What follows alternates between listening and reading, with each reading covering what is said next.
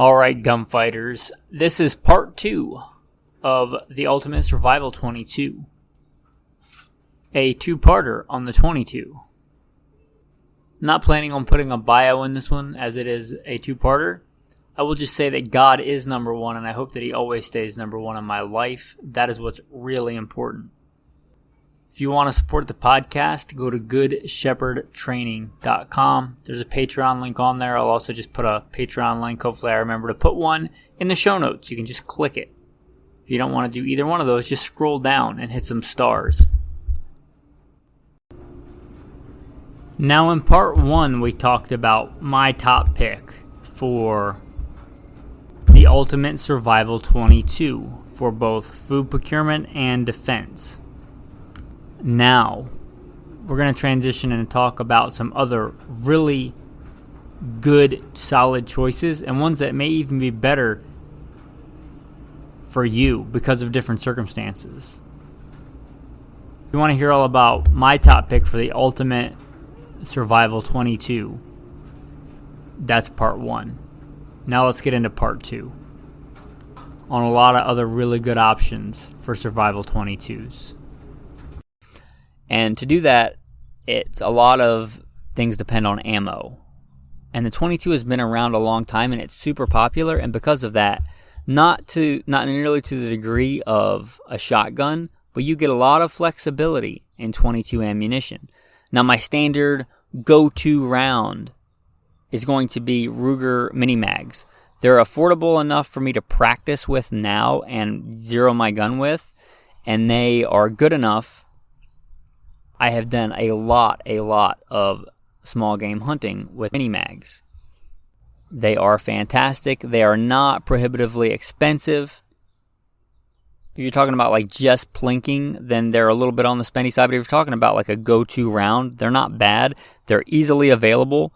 Like you can get them at Walmart, or if your Walmart sells ammo.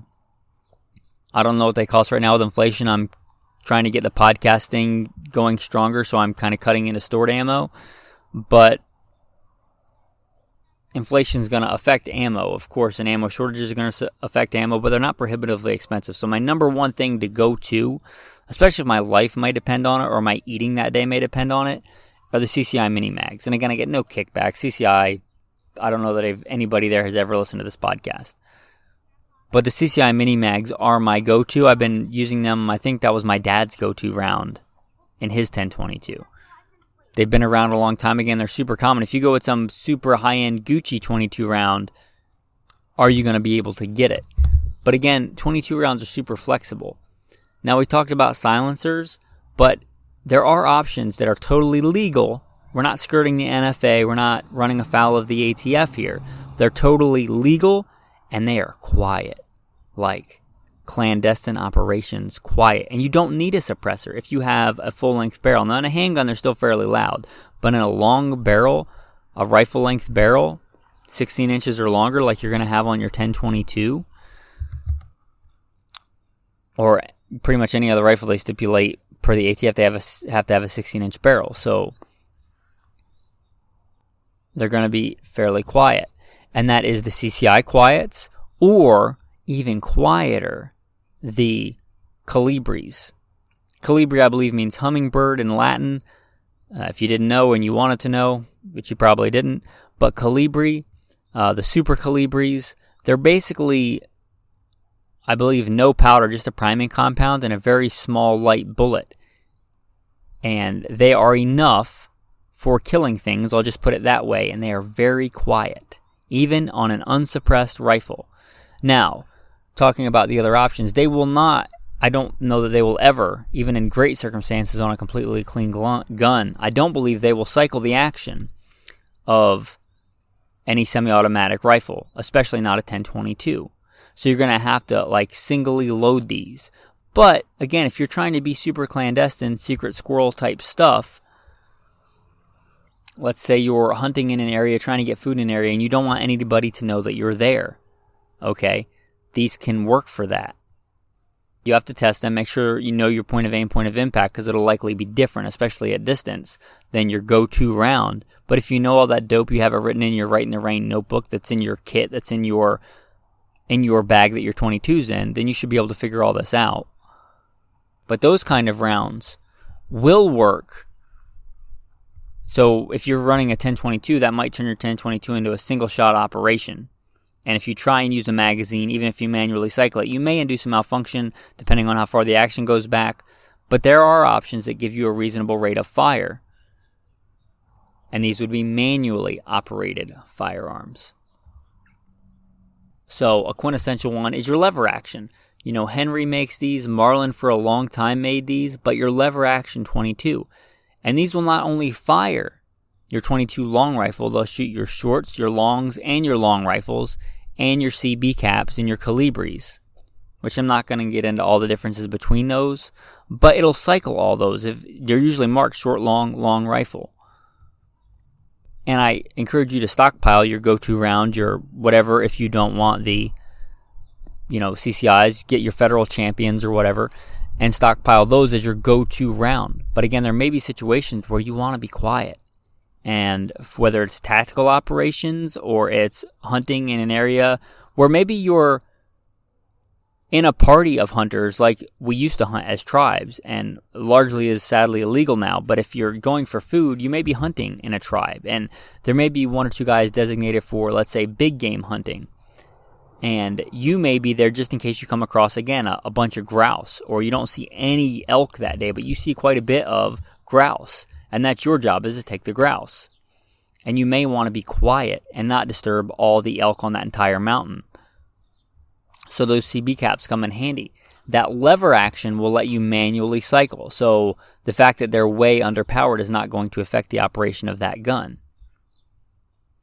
Also, a lot of people will say that, lever action is more reliable than a semi-automatic 22. I don't agree with that, but if you believe that, then there you go. You may want to gravitate towards the lever action.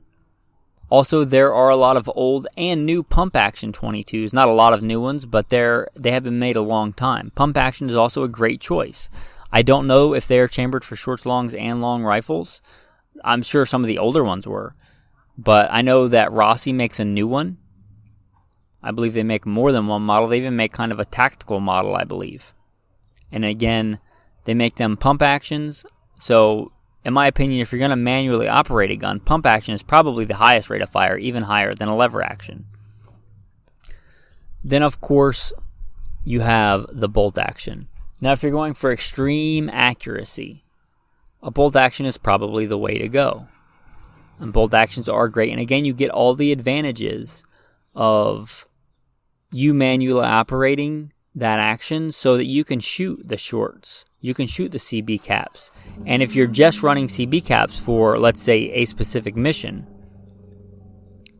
whereas the 10-22 usually has a much greater rate of fire, it's going to be reduced to a single shot, and you're going to have a much higher rate of fire in that one scenario. So for you, those advantages may outweigh, the disadvantages. Maybe you live in a giant metropolitan area where you may have to do a lot of, let's say, food procurement, and you don't want anybody to know where you are or your location or something like that. If that is possible or probable in your unlikely end of the world scenario, then yeah, one of these may be a better option.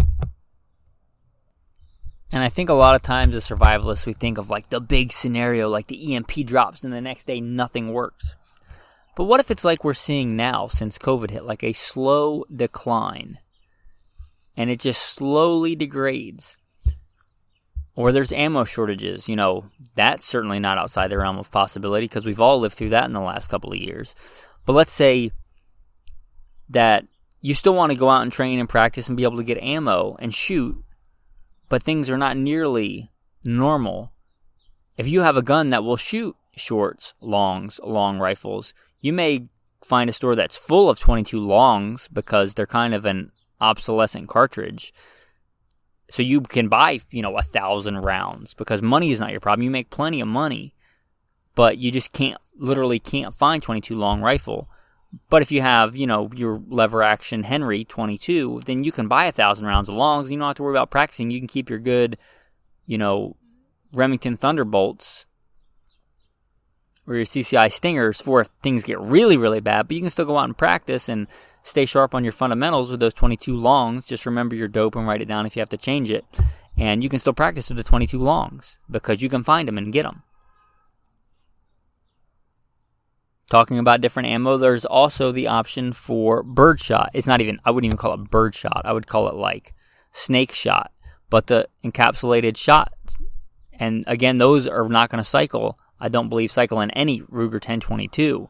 But those shot will cycle in a manually operated gun. So you could cycle them in, let's say, again, your pump action, lever action, bolt action.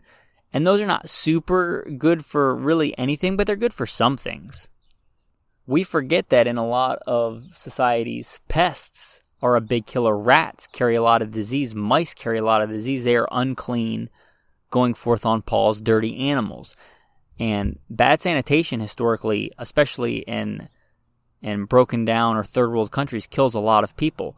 And for like inside pest control, let's say you're living in a compound or you've all bugged out to one ranch, and now that place, because if food gets hard to get for you, it's going to be harder to get. There's not going to be as much trash and people throwing out food for the rats and the mice, especially in an urban suburban environment. They may all come to you.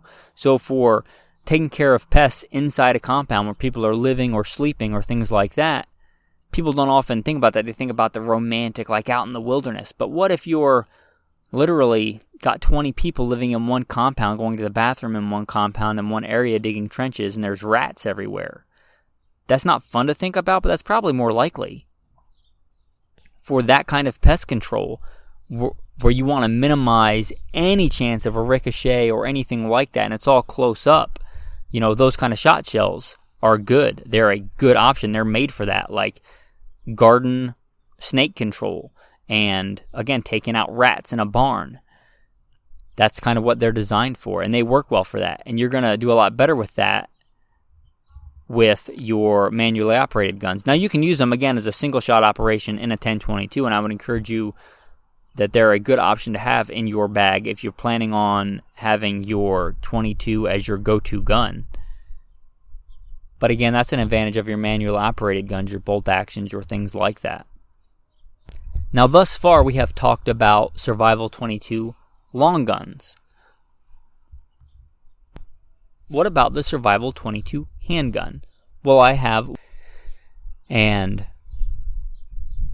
I think a good pairing would be, just a thought experiment, if I was grabbing my one go-to survival long gun, which would be a shotgun, and I was going to pair it with a sidearm, I may very likely grab my go-to 22 handgun. And again, right now, its primary purpose is for training. I train with it. It's very analogous to its centerfire counterpart, but to save money, and again, because I live nomadic and I want to carry ammo with me and be able to train, and train cheaply, I use it primarily for training.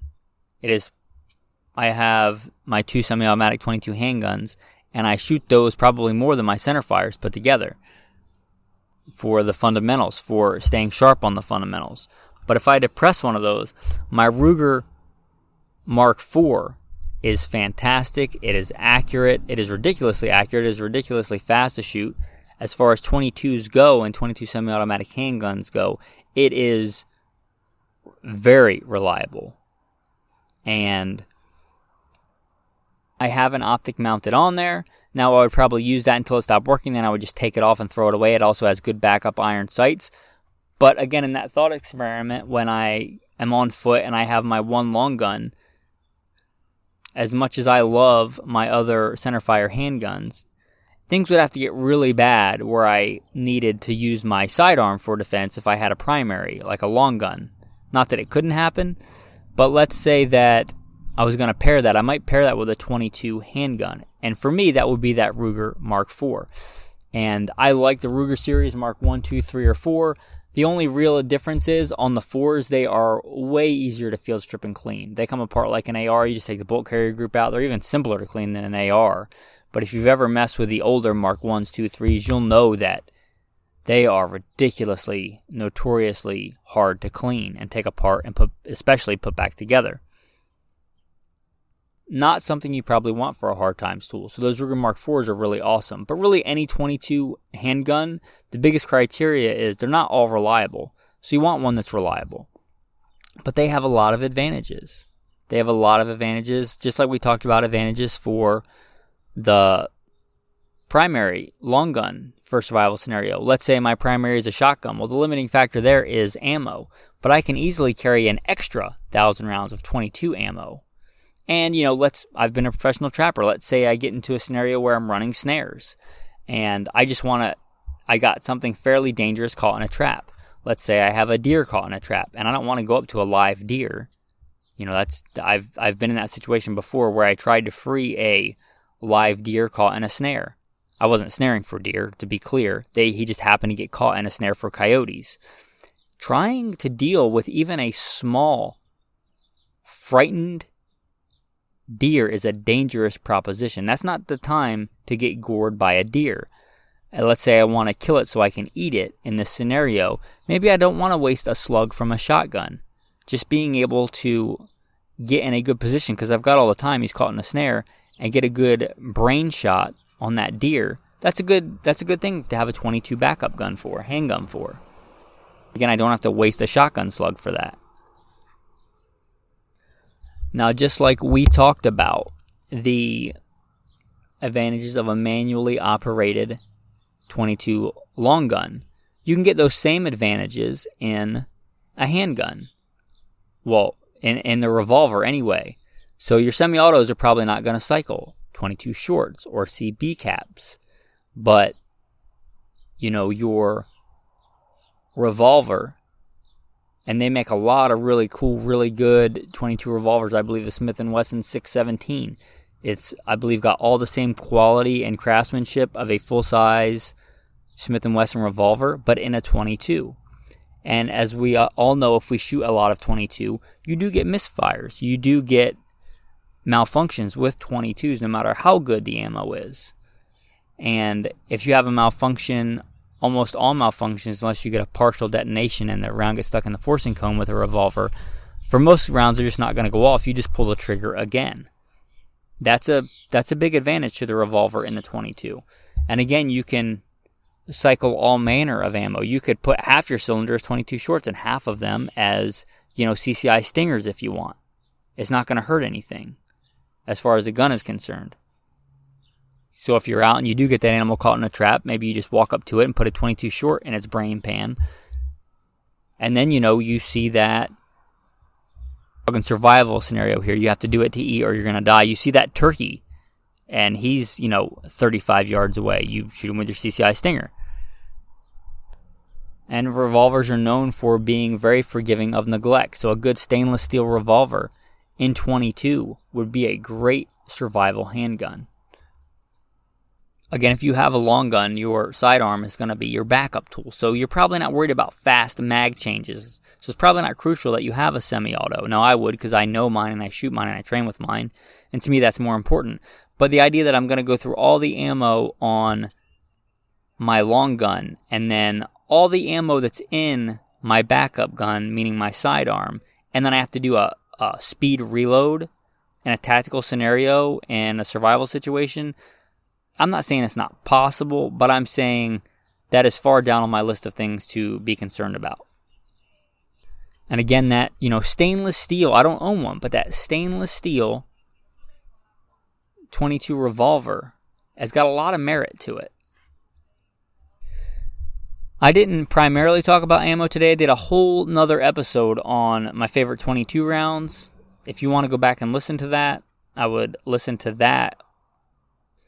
I would encourage you, if you own a 22, number one, train with it. The ammo for that right now is available. Go buy some, put it aside if you think one of these scenarios is possible, and then buy some more and train with it. You're better off with 100 rounds when things get bad and you being really good with a gun than 1,000 rounds with a gun that you can't hit the broadside of a barn with. So get out there and train. And then get out there and hunt. Now, fish and game laws are different in every area, but there's likely something you can legally hunt in your area with a 22. Maybe it's starlings. They're an invasive species. Maybe it is Eurasian collared doves. They're an invasive species. In a lot of places, you can kill them all year with no limit. And you know what tastes delicious? And I doubt you think it would if I skinned them and put them right next to each other and you ate both, you couldn't tell the difference between that and a mourning dove or your Asian collared dove. So you can probably go out and hunt those now. Knowing how to hunt now and being proficient with whatever 22 you have is way more important than whether it's a single shot Rossi, blued steel, or whether it's a super high-end Volquartsen semi-automatic. It's more important that you have the field craft to be able to put meat on the table. And the 22 is an affordable and efficient way to do that. So get out there and do it. As if that is going to be your gun for any kind of tactical scenario, get out there and run your Mozambique drills with it. From, whatever, anywhere from 5 yards to 50 yards. Practice your 2 to chest, 1 to the head with that 22. If that's what you plan on your one gun apocalypse gun's going to be, then train with it. Be able to run it. With that, men, let's transition. If you like this podcast, if you like the topic, if you like the content, please consider going to goodshepherdtraining.com. There's 2 ways to support on there. There's a Patreon link and there's a Venmo link. If you just want to send me a one-time, whatever you want to give, the fraction of the cost of a box of ammo. Anything helps. If you want to become a patron again, you get a lot of cool insider patron content on there. You get to ask me questions. You could ask me about, people ask me gun questions on there all the time. We literally had a discussion on the Patreon group this morning about the episode that just came out about laptop bag guns. And they were asking me about PCCs and this gun and that gun. Not just me chiming in. It's guys that have a lot of knowledge on there when we help each other. If you want to be part of a tribe like that, again, come to Patreon. We'd love to have you. Again, you get there by goodshepherdtraining.com. Or just click the Patreon link that should be in the show notes. If you don't want to do any of that, just scroll down on Spotify or iTunes and hit some stars for me. It's cheap. It takes you a few seconds. Tactical tip of the day. We talked a lot about hunting game and hunting birds. Now, if you're hunting birds, and I've made this mistake the hard way more than I probably should have, but with pheasants, with doves, with whatever, if you are out bird hunting and you do not, caveat, you do not have a hunting dog, a hound dog, a pointer, whatever, that can find birds that fall in tall grass, it is hard sometimes to find birds that fall in bushes, that fall in tall grass, and really thick brush. So here's the technique if I don't have a dog to find those. Let's say you jump a covey of quail. Instead of, whether you have a semi-automatic 22 or a shotgun, instead of trying to shoot as many as you can, literally shoot one and then watch it. Watch it the entire time it goes down. Watch where it goes down. And I cannot overemphasize this enough. Don't take your eyes off that spot. You keep staring at that spot like your life depends on it, and you walk over there and you get that bird. If you take your eyes off that spot, you get distracted by other birds, it's very likely that you will never find that bird. Or if you do, you will have wasted an hour and a half trying to find that bird. If you don't have a dog, it is better to shoot one bird and get it than try and shoot a bunch of birds and not find them. What's that old saying? A bird in the bag is worth 2 in the bush. So if you're hunting birds without a dog, that's your tactical tip of the day. Shoot a bird, watch that bird go down, and then without taking your eyes off that place where the bird went down, laser beam focus, walk over there, grab that bird, and then kill another bird. Very frustrating. Shoot a nice, beautiful quail and then get distracted. Or even worse, a big, nice pheasant. Beautiful meal. And getting distracted by another pheasant. And then you're like, oh yeah, I'll remember that in a few seconds. And you go to look for it. And that entire, hedgerow looks the same. You have no idea where it went down and you can't find it. So that is your tactical tip of the day. Your tactical verse of the day. The book of Joshua. No man shall be able to stand before you all the days of your life. As I was with Moses, so I will be with you. I will not leave you nor forsake you. Be strong and of good courage. Now it goes on, And a lot more of that is beautiful and worth reading. In fact, the whole Bible obviously is worth reading. But I encourage you to go read chapter 1 of Joshua if you're a warrior. No matter what the tool, I don't care if you have a sling and a stone, or an MRE spoon, or a Ruger 10/22 takedown and times get bad. Remember, it's God. If you are a child of God, a servant of God, God is with you. Make sure you're fighting for the right reasons and lay your burdens on the Lord. No man shall be able to stand against you.